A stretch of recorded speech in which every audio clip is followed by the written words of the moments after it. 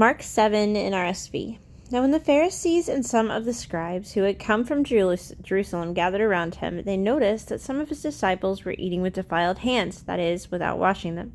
For the Pharisees and all the Jews do not eat unless they thoroughly wash their hands, thus observing the tradition of the elders. And they do not eat anything from the market unless they wash it. And there are also many other traditions that they observe, the washing of cups, pots, and bronze kettles. So the Pharisees and the scribes asked him, "Why do your disciples not live according to the traditions of the elders, but eat with defiled hands?" He said to them, "Isaiah prophesied rightly about you hypocrites, as it is written, 'This people honors me with their lips, but their hearts are far from me. In vain do they worship me, teaching human precepts as doctrines.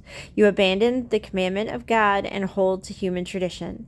Then he said to them, 'You have a fine way of rejecting the commandment of God in order to keep your tradition. For Moses said, 'Honor your father and mother, and whoever speaks evil of father or mother must surely die.'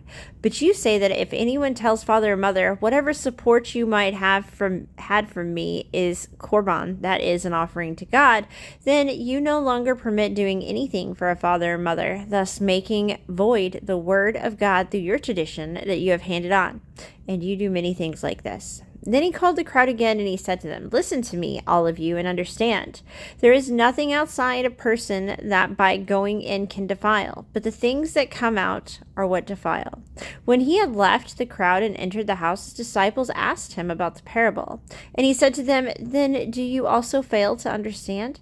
Do you not see that whatever goes into a person from outside cannot defile, since it enters not the heart but the stomach and goes out into the sewer?" Thus he declared all foods clean. And he said, "It is what comes out of a person that defiles.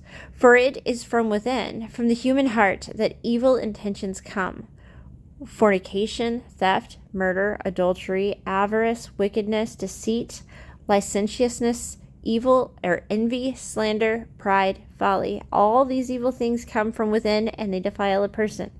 From there he set out and went away to the region of Tyre. He entered a house and did not want anyone to know he was there, yet he could not escape notice. But a woman whose little daughter had an unclean spirit immediately heard about him, and she came and bowed down at his feet. Now the woman was a Gentile of Syrophoenician origin.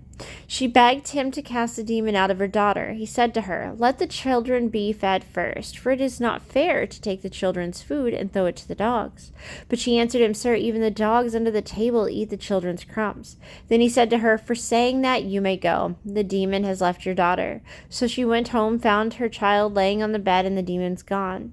Then he returned from the region of Tyre and went by way of Sidon toward the Sea of Galilee in the region of Decapolis.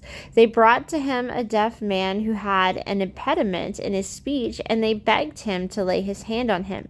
He took him aside in private, away from the crowd, and put his fingers into his ears, and he spat and touched his tongue. Then, looking up to heaven, he sighed and said to him, "Ephphatha," that is, be opened. And immediately his ears were opened and his tongue was released, and he spoke plainly. Then Jesus ordered them to tell no one, but the more he ordered them, the more zealously they proclaimed it. They were astounded beyond measure, saying, "He has done everything well. He even makes the deaf to hear and the mute to speak."